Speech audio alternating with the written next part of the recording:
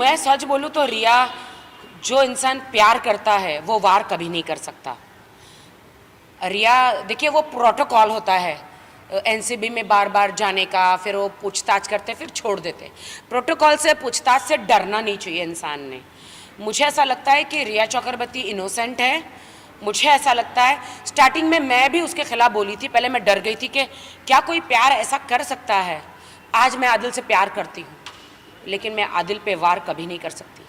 आदिल मुझसे प्यार करता है, लेकिन आदिल मुझ पे वार कभी नहीं कर सकता।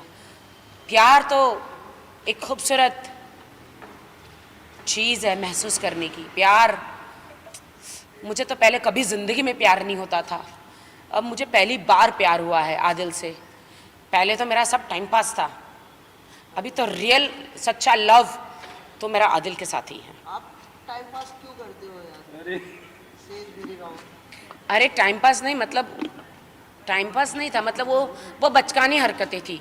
तब मालूम नहीं, तब मुझे हमेशा लगता था मैं तो जब पैदा हुई थी तभी भी मुझे स्कूल में मैं प्यार करती थी, मुझे लगा मुझे प्यार हुआ है, लेकिन वो प्यार नहीं था, वो बचकानी हरकत थी। तो मुझे जब जब फील होता मुझे प्यार हुआ, प्यार नहीं होता है, वो बचकानी हरकतें होती है। बारिश काफी हो अरे मेरे प्यार के बीच में बारिश को क्यों ला रहा है बारिश यार? ये बड़ा अनरोमांटिक है बंदा। हाँ, आदिल भाई ने की लड़की ढूंढी नहीं, छोटी के लिए, छोटी बहू, छोटे की छोटी बहू। प्लस छोटे को छोटा मसाज। यार क्या बोल रहा है यार? हाँ, आदिल मेरा बहुत अच्छा है, आदिल मेरी जान है। आदिल के बगैर मैं जी नहीं सकती। मैं कैसे जिम कर रही हूँ ना, मुझे ही नहीं पता, लेकिन आदिल उधर एकदम मैसूर में गुलछर्रे उड़ा रहा है, वही घूम रहा है, फिर रहा है, खा रहा है, मुझे मिस भी नहीं कर रहा है। आदिल तुम मुझे मिस क्यों नहीं कर रहे हो? Where are you? Come back home. Okay Rakesh ji, 5 minute हो गया।